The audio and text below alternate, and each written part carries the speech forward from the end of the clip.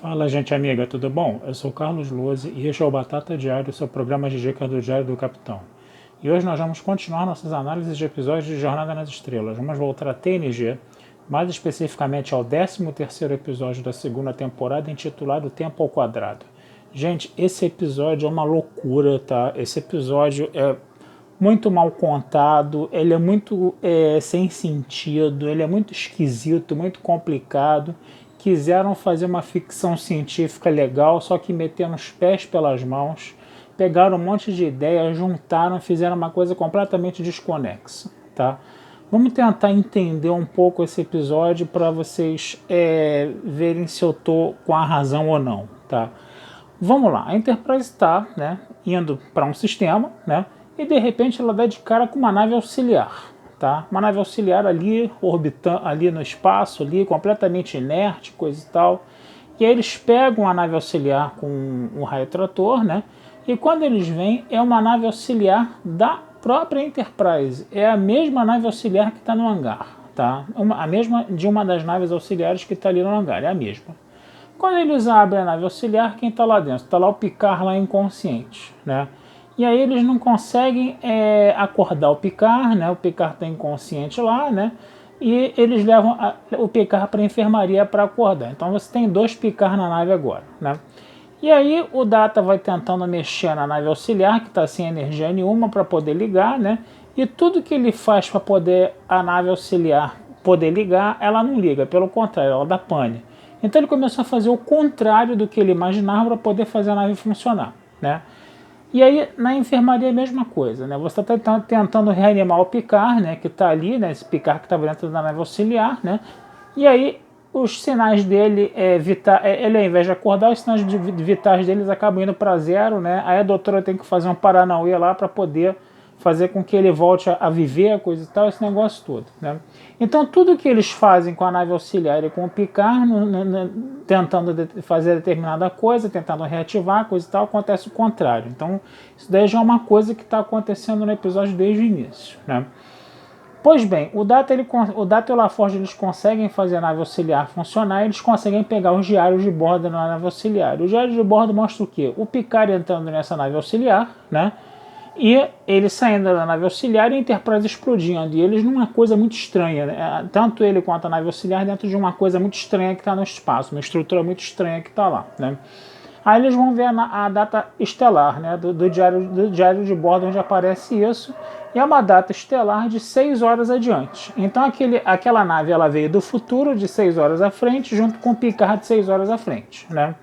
E aí eles começam a teorizar por que isso aconteceu, né? Que essa nave auxiliar, que a Enterprise daqui a 3 horas ela vai explodir, que não sei o que, coisa e tal, por que isso está acontecendo, por que esse Picard do futuro veio.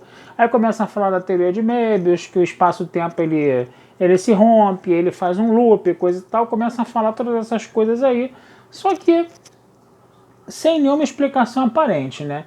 E eles estão esperando, né, um evento que vai acontecer com a Enterprise, né? Eles tentam pensar em maneiras de evitar esse evento, mas como já chegou o Picard do futuro lá, parece que esse evento acaba sendo inevitável. Então eles sentam, esperam, ficam discutindo lá, né? E o Picard só vai ficando nervoso, porque o Picard que está na enfermaria, quando finalmente é reanimado, né? Ele está lá todo desconexo, né? Como se ele estivesse fora de fase com o tempo dele, ele não consegue falar, né? E o Picard do presente fica, né? Instigando o Picard do futuro a falar, e a Troy, não, mas ele não está conseguindo falar, para ele tudo está confuso, ele está com medo, não sei o que, coisa e tal, né? E o Picard fica estressadaço com isso, beleza, né? Aí daqui a um tempo, né, a nave sofre vamos dizer assim, um solavanco lá, né? Chegou o que ia acontecer, né? E aí é um vórtice, né? Que tá, vamos dizer assim, puxando a Enterprise, né? E quanto mais a Enterprise tenta fugir, né? Mais esse vórtice prende ela, né? Então não tem sentido ela ficar fugindo, né? No caso, mas, né? Ela fica fugindo ali. E todo comando que o Picard tenta fazer, entendeu? Ele toma com um raio do que aparece do nada, entendeu? Em cima dele, como se a coisa fosse com ele, como se a parada fosse com ele, né? Então, o que acontece? Eles começam a ficar pensando, o que a gente faz? A gente, parece que esse vórtice está vivo. A gente vai lá falar com o vórtice, não vai? A gente foge, não foge? Qual é a atitude que a gente tem que tomar para a Enterprise não explodir. A gente tomou uma atitude, foi tomada, né? E a Enterprise explodiu. Qual é o caminho melhor que a gente tem que seguir? Ficar aqui, entrar em contato com essa entidade aí do vórtice? Fugir? O que a gente vai fazer? Né? E fica aquele negócio, né?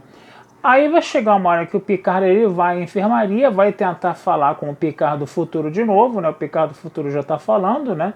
Que já chegou na época, já estão os dois Picard juntos ali ao mesmo tempo, né?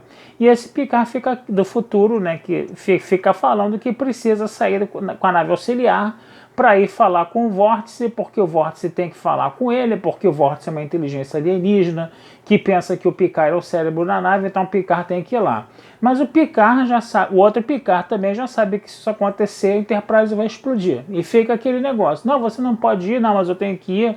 Não, mas você não pode ir, se você for a nave vai explodir. Ah, mas se eu não for a nave vai explodir também. E fica essa sandice no episódio. Até que o que acontece? O Picard, que sabe que a Enterprise vai explodir se o outro Picard sair, ele vai falar, eu tenho que quebrar esse ciclo e dar um tiro no Picard, né? Você dá um tiro em você mesmo e você mata você, entendeu? E aí o Picard caiu morto lá e ficou lá, estirado lá dentro da nave auxiliar lá, né? E o Picard sobe, né? E fala o seguinte, o negócio é o seguinte, a gente está tentando fugir, né? Está tentando fugir e esse vórtice, quanto mais a gente tenta fugir, esse vórtice está cada vez mais segurando a gente, né? Então vamos fazer o seguinte, vamos fazer o contrário, né? Porque a ideia é fazer o contrário, né? Vamos goela abaixo desse vórtice aí, a toda. Vamos embora, dobra a máxima aí, vórtice adentro. Aí meteu dobra máxima adentro do vórtice, o Picard que estava lá no hangar morto desapareceu, a nave auxiliar dele desapareceu também, o O'Brien ficou lá olhando assim e sumiu, né? E o que acontece? Quanto mais os fundos eles foram no vórtice, a nave sofreu um sacudidões lá e o vórtice desapareceu. E acabou o episódio. Gente, foi isso. O episódio foi isso, entendeu? Então quer dizer, não se sabe qual era do vórtice. Não se sabe porque o ato de fazer o contrário, entendeu? Você só conseguia fazer as coisas se você tentasse fazer o contrário de conseguir o objetivo delas. Nada disso ficou explicado. Parece que, sabe, você faz um episódio assim completamente em aberto, né? Um episódio completamente enigmático, né? Para você dar para o espectador, vamos dizer assim, a possibilidade dele teorizar, dele especular sobre aquilo, entendeu? Mas também a impressão que deu é que ficou um episódio muito do mal contado, né? Quer dizer, a coisa que ficou muito mal contada, né? Você usa esses elementozinhos de ficção científica, né? De você vai falar com o seu eu do futuro, tipo, eu sou você amanhã, então você tem ali um loop temporal, um problema ali na variação do tempo, do espaço, coisa e tal, da teoria de Möbius, coisa e tal.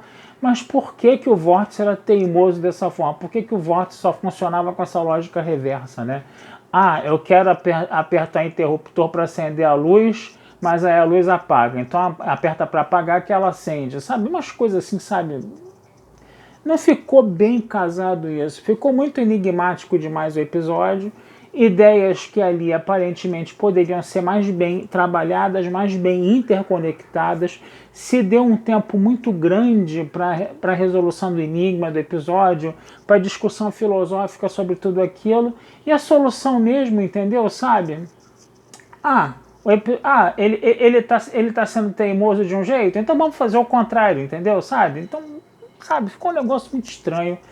E eu confesso a vocês que esse episódio, sabe, não ficou bem contado pra mim, não ficou bem esclarecido, não ficou bem, como é que a gente pode falar, coeso, não ficou bem acabado esse episódio. Ele poderia ter sido um pouco mais trabalhado, tirar toda essa parte aí de ficar esperando o que vai acontecer, que ocupou boa parte do episódio, para depois você dar uma explicação, ou não dar explicação nenhuma, né, muito porca, né, pro final desse episódio. Então ficou um negócio meio estranho, sabe?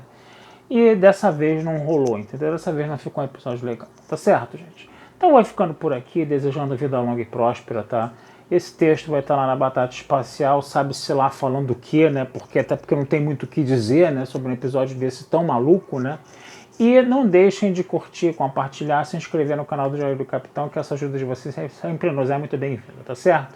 Um abração, fui e até a próxima.